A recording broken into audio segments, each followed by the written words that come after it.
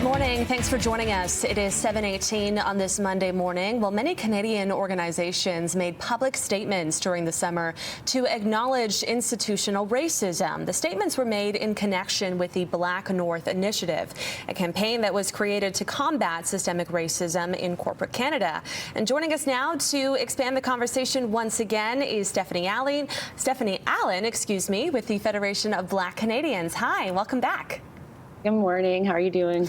I'm doing well. Thank you very much for asking. So it's been a few months now since these statements were made. Have you, in particular, noticed any progress at all within Canadian organizations? Well, I think it's too soon to tell for sure, but here's what I'm hearing about, that organizations are taking kind of a few different approaches to addressing systemic racism. Number one, there's equity audits. So organizations are looking at this as a chance to really see what their baseline is, understand their practices, everything from pay equity to representation among senior staff levels to, how they promote from within to how their policies reflect the communities they serve. That's a really great, way that I've seen. There's also been training for senior leadership of organizations. One consultant that I talked about how you really want to move your senior leaders to the head of the class, because that's a great way to make sure that policy changes and the kinds of shifts we're talking about really stick, as if senior leaders are the ones leading them. But what we don't want to see also are things like just stopping at unconscious bias. That's one place where, interpersonal racism may show up, but we want to see organizations go further.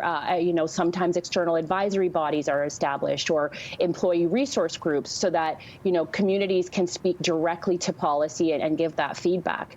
And another area that I think that, people have said that that are going down a path is to be very careful around allyship training. Allyship training sometimes can make individuals feel like they now have arrived at knowing everything, and it can be quite harmful if it's done in a performative way. So we really, encourage companies not to kind of, to hang too much on that, but to really look at driving the systemic change. You mentioned unconscious bias, and I know we talked about this a few months back in July, but I wanted to get your thoughts on this again. How can we incorporate unconscious bias into the hiring process?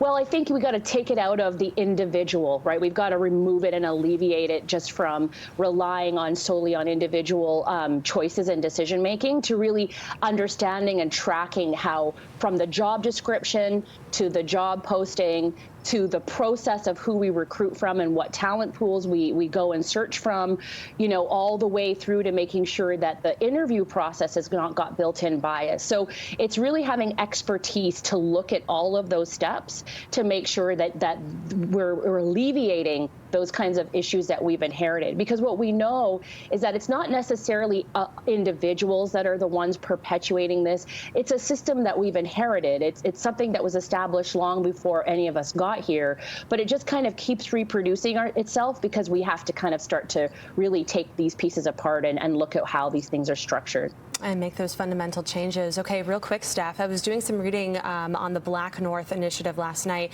It laid out many goals in the summer, including having at least 3.5 of executive and board roles in Canada held by Black leaders by 2025. So we're almost at the end of 2020, 4 years away. Do you think that we're on the right track?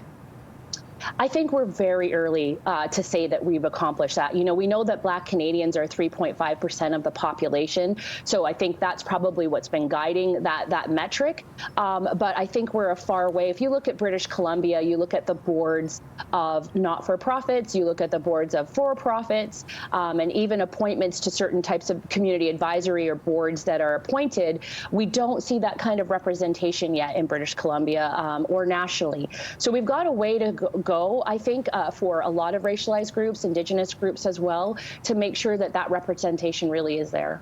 All right, we'll leave it there. Steph, thanks again for joining us this morning. Always great to have you. Good to talk to you, Mary. All right, 7:22 now on Breakfast Television. We're going to take a break.